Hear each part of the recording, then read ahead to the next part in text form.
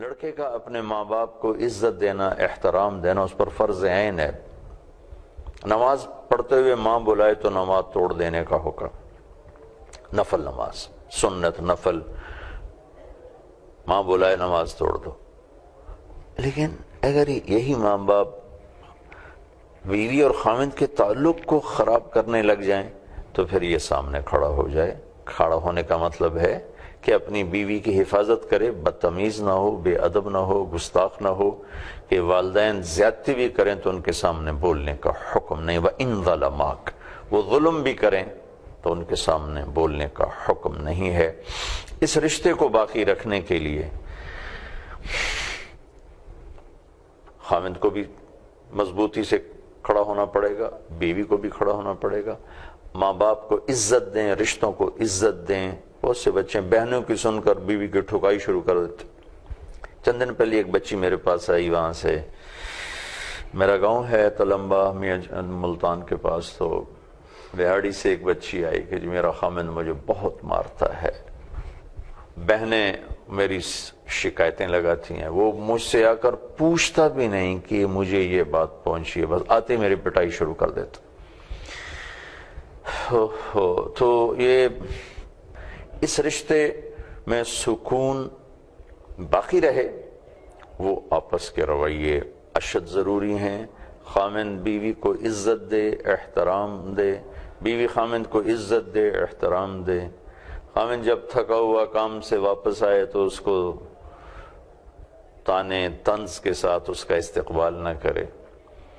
بیوی گھر میں تھکی، بچوں کی خدمت اور گھر کی دیکھ بھال، خامند کی ساری دیکھ بھال، اور اس کے بعد خامند تھوڑی سی بات پر اسے تانا دینا شروع کر دے تو یہ رشتے پھر باقی تو رہتے ہیں، چونکہ ہمارا مشرقی ہے معاشرہ، اس میں طلاق اللہ کا فضل ہے بہت کم ہے، لیکن رشتے کا حسن چلا جاتا ہے۔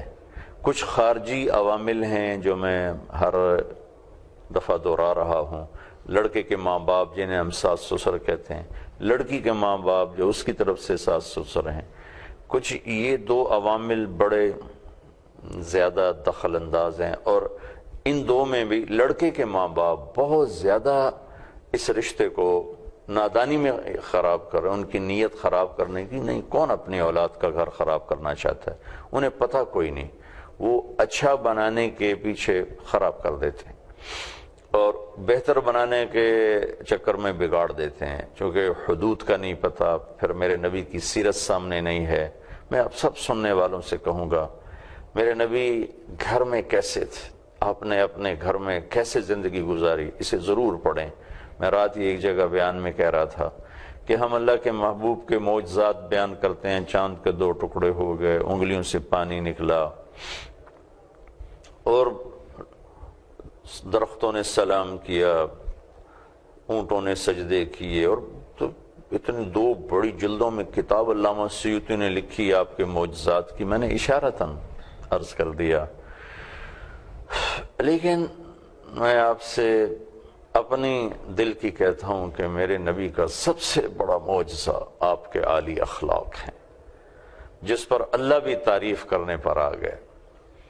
میرے نبی نے نمازیں بھی بہت اعلیٰ پڑھی، ہر کام بہت اعلیٰ کیا ہے، اور اللہ تعالیٰ نے آپ کو قرآن میں شاباش دی ہے، لیکن جو شاباش اللہ نے آپ کو اخلاق پہ دی ہے وہ کسی چیز پر نہیں دی۔ اِنَّكَ لَعَلَىٰ خُلُقٍ عَظِيمٍ، اے میرے محبوب، آپ کا رب آپ کو شاباش دیتا ہے کہ آپ کے اخلاق بہت عالی شان ہیں۔ تو یہ رشتہ دبا ہوا ہے، کہیں ماں کا پریشر ہے، کہیں لڑکے کے باپ کا پریشر ہے، کہیں بہنوں کا پریشر ہے کہ وہ بہنوں کے پریشر میں آ کر بیوی کے ساتھ بدتمیزی کر رہا ہے، ماں یا باپ کے پریشر میں آ کر، بھائی کے دباؤ میں آ کر۔ ابھی میں دبئی سے ایک بچی بہت زیادہ مجھ سے رابطے میں، پھر میرے نمبر بدل جاتے ہیں تو اب اس کے پاس میرا نمبر ہوگا ہی نہیں، پتہ نہیں اب کس حال میں ہے، تو وہ مجھے بتلا رہی تھی، رو بھی رہی تھی کہ میرا اور میرا خامند کا بہت اچھا تعلق ہے، لیکن وہ چھوٹا ہے، بھائیوں میں بھائی بڑے ہیں، اور بھائیوں نے ہم دونوں کو زندگی کو برباد کیا ہوا ہے اور ہماری زندگی کو خوار کیا ہوا ہے۔ کہیں ایسا ہوتا ہے بچی کی ماں اتنا دخل دیتی ہے زندگی میں کہ وہ بنانے کی بجائے بگاڑ کے رکھ دیتی. بچی کے رشتہ دار اتنا دخل دیتے ہیں. بعض اوقات بچیاں ایسی نادان بن جاتی ہیں کہ شادی کے بعد بھی میرا باپ، میری ماں، میری بہن، تیری حد تک ضرور ہے لیکن اس کو اتنا داخل مت کرو کہ تیرے خامند کا رشتہ تجھ سے خراب ہو جائے. اللہ کے نبی نے سے ایک آدمی نے پوچھا کہ یا رسول اللہ، عورت پہ سب سے زیادہ حق کس کا ہے؟ تو آپ نے فرمایا اس کے خامند کا ہے. تو شادی کے بعد اس کا حق ہے اپنے ماں باپ، بہن بھائیوں کو عزت دینا، محبت دینا، یہ بچی کا حق ہے. لیکن اگر یہ ان کے تعلق کو خراب کرنے پر آ جائیں تو پھر اس کو سامنے کھڑا ہونا ہوگا ادب کے ساتھ، احترام کے ساتھ. آج کے اس مجلس میں یہ بتانا چاہتا تھا کہ خامند اور بیوی کا رشتہ یہ اللہ کی نشانیوں میں سے ایک نشانی ہے. من آیاتہ، تیرے رب کی بہت بڑی نشانی ہے. ان خلق لکم من انفسکم ازواجا لتسکنوا الیہا، کہ ہم نے تمہیں خامند اور بیوی کا رشتہ دیا تاکہ تمہیں سکون ملے.